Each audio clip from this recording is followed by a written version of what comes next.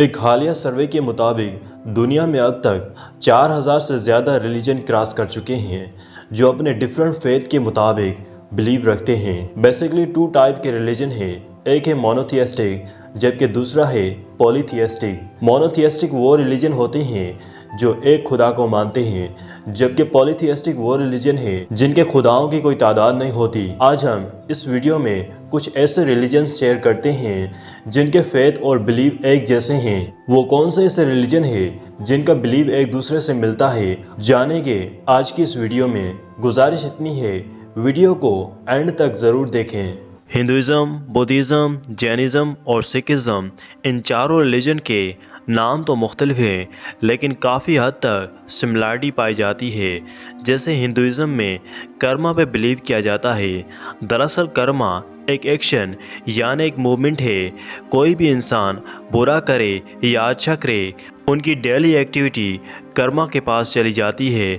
ऐसा ही believe जूडाइज़्म, Sikhism और Jainism में पाया जाता है। रीइंकार्नेशन, बुद्धिज़्म के मुताबिक इस धरती में जो भी इंसान अपनी ज़िंदगी जी रहे हैं यह सिर्फ टेम्परेरी ज़िंदगी है। इस रूह की असल ज़िंदगी अगले जन्म होगी।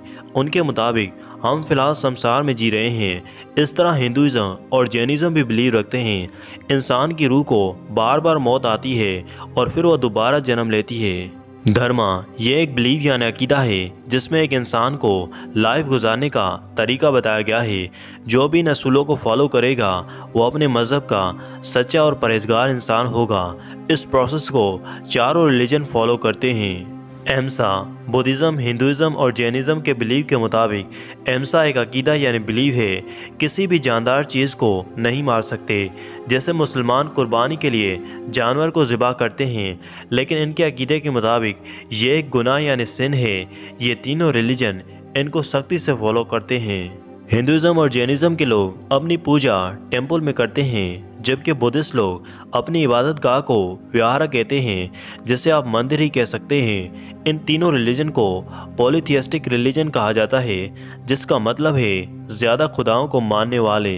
जिस तरह हिंदुज़्म में मूर्ति पूजा की जाती है, वैसे ही जैन और बुद्ध मत के लोग बुद्ध परस्ती करते हैं। हिंदू मज़हब की शुरुआत आज से 4000 साल पहले इंडस वैली यानी आज के पाकिस्तान सिंध से हुई।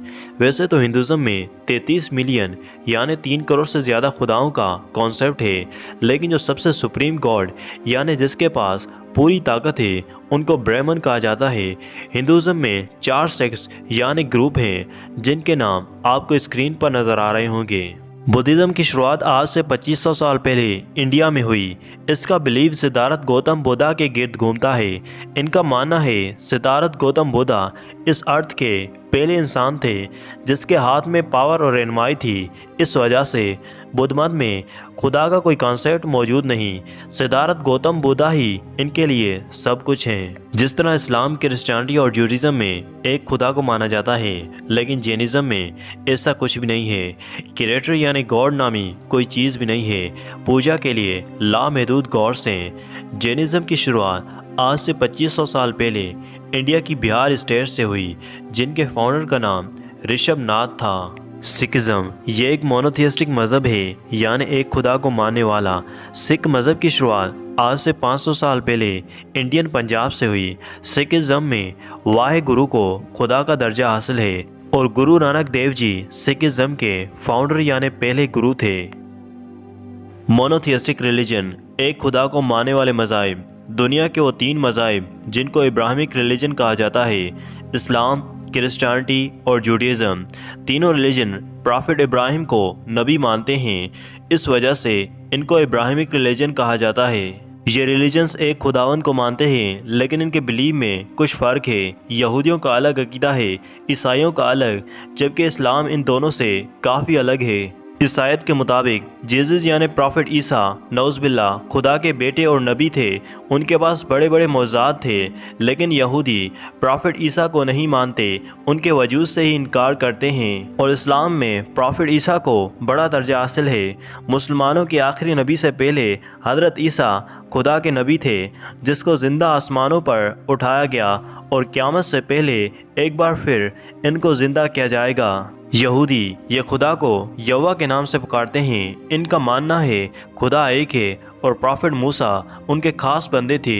यहूदी रिलीजन की शुरुआत आज से 3300 साल पहले जूडा के एक मकाम से हुई। बेसिकली इनको हज़रत याकूब की निस्बत केनानी और इजरायली कहा जाता है। यहूदी हज़रत मूसा पर कलमा पढ़ते हैं। उनकी मुक़द्दस किताब तौरात को इन्होंने तलमूद में तब्दील कर दिया। हज़रत मूसा का कुरान में 136 मरतबा नाम आया है। इस्लाम की नज़र में हज़रत मूसा बड़े शान व शौकत वाले नबी थे। अगर इन तीनों रिलीजन की बेसिक पॉइंट की बात करें, यहूदी अपनी मुक़द्दस किताब तौरात को मानते हैं जो प्रॉफिट मूसा पर नाजिल हुई। ईसाई अपनी मुक़द्दस किताब इंजील को यानी आज की बाइबल को मानते हैं, जबकि मुसलमान कुरान को अपनी रिलीजियस बुक मानते हैं। यहूदी अपनी इबादत के लिए सिनागोग में 3 मरतबा नमाज़ पढ़ते हैं।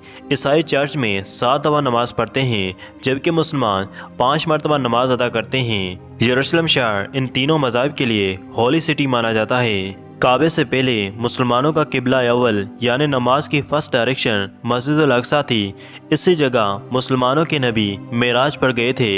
यही वजह है आज मुसलमान इस शहर को मुक़द्दस मानते हैं। दूसरी तरफ यहूदियों का बिलीव है थर्ड टेम्पल मस्जिद अल अक्सा के नीचे है, वो इसे शहीद करना चाहते हैं। इनकी नज़र में यह शहर मुक़द्दस तस्वुर किया जाता है। ईसाइयों का बिलीव है प्रॉफिट ईसा यानी यसु मसीह की पैदाइश से लेकर मसलूब तक पूरी ज़िंदगी नेक कामों में गुजारी और लोगों से तबलीग करते थे।